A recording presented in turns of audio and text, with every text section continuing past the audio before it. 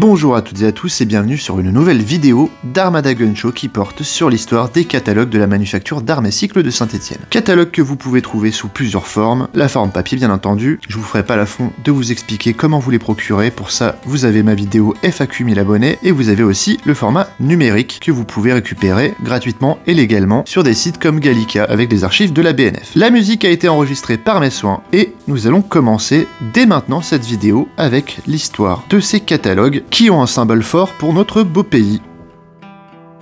Pour commencer, il s'agit de dire que la manufacture d'armes et cycles de Saint-Étienne, plus tard appelée Manufrance, est une entreprise emblématique de l'industrie française, fondée en 1885 par Étienne Mimard et Pierre Blachon. À l'origine, cette manufacture produisait principalement des armes à feu, notamment des fusils de chasse, avant de diversifier ses activités dans la production de vélos, de machines à écrire et d'autres produits grand public. Donc on peut dire que on est vraiment sur l'ancêtre de la vente par correspondance telle que vous la connaissez aujourd'hui, puisque maintenant vous avez Amazon et d'autres sites qui vont se baser sur ce principe-là. Donc ça va être vraiment très intéressant.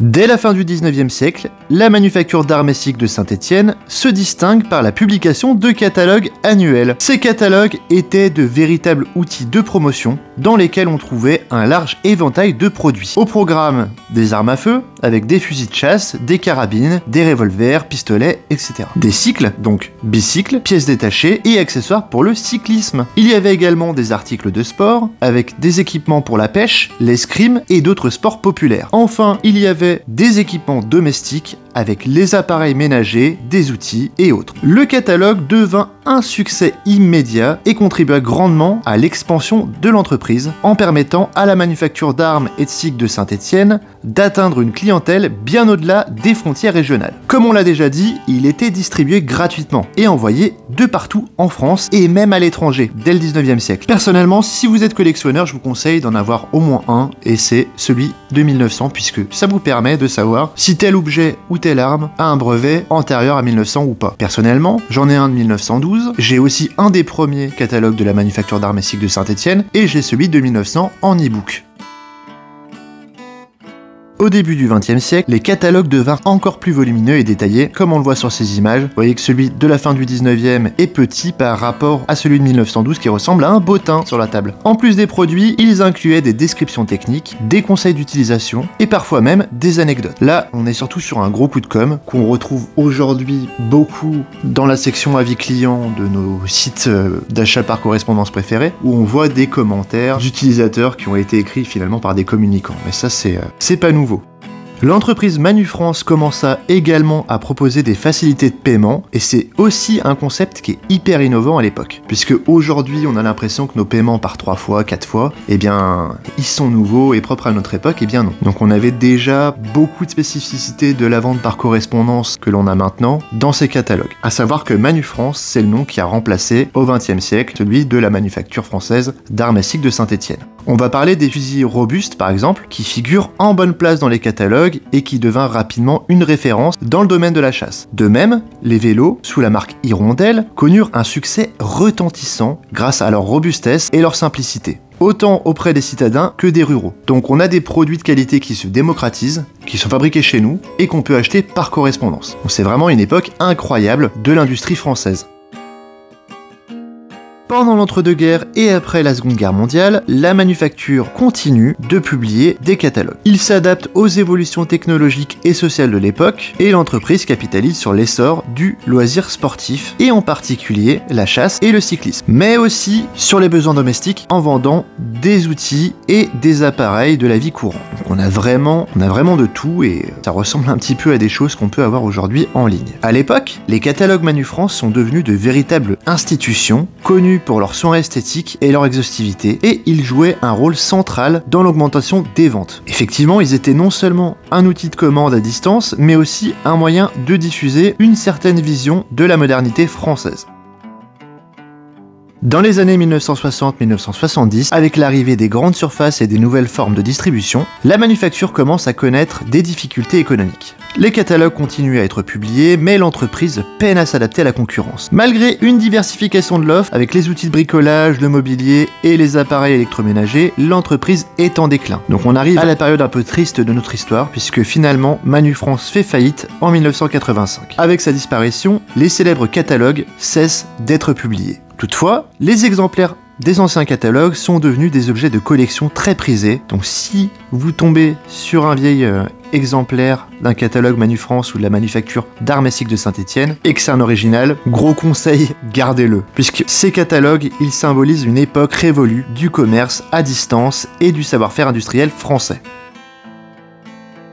On retrouve ces catalogues dans des études de sociologie, de littérature et même d'histoire. Et pourquoi? Puisque aujourd'hui, les catalogues de la manufacture d'armes et cycles de Saint-Étienne sont toujours étudiés pour comprendre l'évolution des modes de consommation en France, ainsi que l'histoire des techniques industrielles et du commerce. Il demeure un témoignage précieux de l'âge d'or du commerce par correspondance et du développement de l'industrie française au début du XXe siècle et à la fin du XIXe siècle. En résumé, les catalogues de la manufacture d'armes et cycles de Saint-Étienne ont marqué l'histoire industrielle et commerciale française en popularisant des produits de qualité accessibles à un large public, comme je le disais tout à l'heure. Et ça, tout en innovant dans les modes de distribution. Et leur héritage est tellement important qu'aujourd'hui, il y a encore des magasins de chasse qu'on ne nommera pas, ou des armureries, qui envoient gratuitement chaque année des catalogues papier à leur clientèle. On a aussi tout un tas de collectionneurs, notamment de collectionneurs d'armes anciennes, qui s'en servent et qui les considèrent comme des bibles, puisque ça leur permet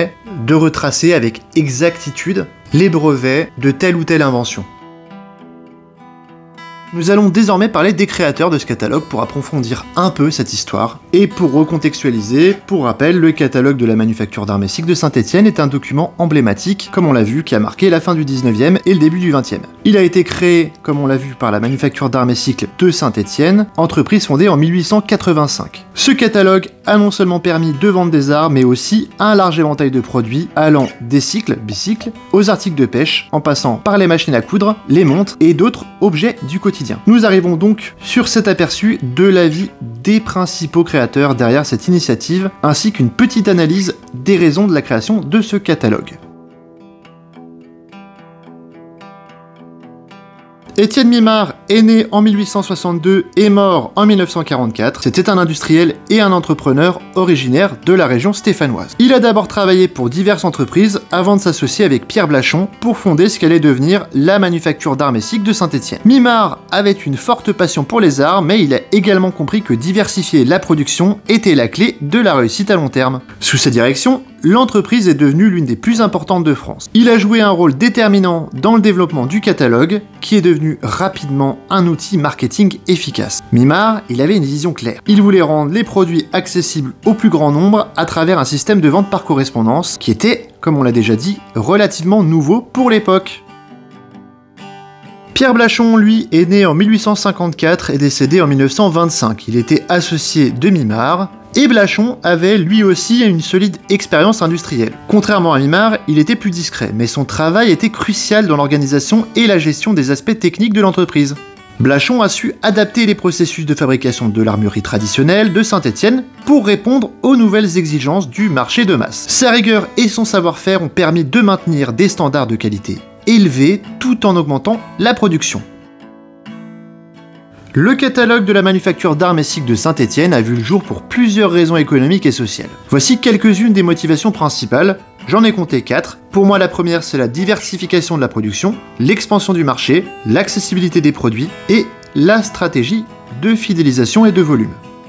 Pour la diversification de la production, à l'origine, la manufacture était spécialisée dans la production d'armes, comme on l'a déjà vu, mais les fondateurs, ils ont compris qu'il était nécessaire de diversifier leur offre pour garantir la pérennité de l'entreprise, en particulier dans un contexte économique qui était vraiment fluctuant. Donc, la vente de cycles, d'outils et autres produits ménagers a été intégrée et le catalogue est devenu le vecteur principal pour faire connaître cette diversité au grand public. On ne va pas insister sur tous les points, mais il me semble que l'expansion du marché est une des raisons les plus importantes de la création du catalogue, puisque, à la fin du 19e siècle, eh bien la France elle connaissait un développement des infrastructures de transport et de communication sans précédent, notamment grâce à l'expansion du chemin de fer et du service postal. Et c'est toujours un peu le cas aujourd'hui d'ailleurs, c'est comme ça que on peut acheter par correspondance. Et là, on était vraiment sur les prémices. Cela a permis de rendre la vente par correspondance comme étant une option plus que réaliste, et bien sûr, nos deux compères, Mimard et Blachon, ils ont vu là une opportunité. En créant un catalogue bien illustré et bien détaillé, ils pouvaient atteindre des clients dans toute la France, et bien même dans des régions rurales éloignées des grands centres commerciaux. Et ça, c'était une stratégie de vente sans précédent, et ce catalogue était un petit peu le catalyseur de tout ça. Je souhaitais revenir sur l'impact et le succès du catalogue puisqu'il a rapidement connu effectivement un succès considérable, devenant un outil incontournable pour de nombreuses familles françaises. En 1894, on estime que plus de 200 000 exemplaires étaient imprimés et diffusés chaque année. Ce chiffre montre à quel point il a influencé le quotidien de nombreux Français, et il est même devenu un objet de collection au fil des années comme on l'a déjà vu. Le célèbre logo de la manufacture, avec la figure de Manu France, est devenu un symbole de qualité et d'innovation française. La création du catalogue de la manufacture d'armes et cycles de Saint-Étienne est le fruit de l'ambition et de la vision de deux hommes, Étienne Mimard et Pierre Blachon.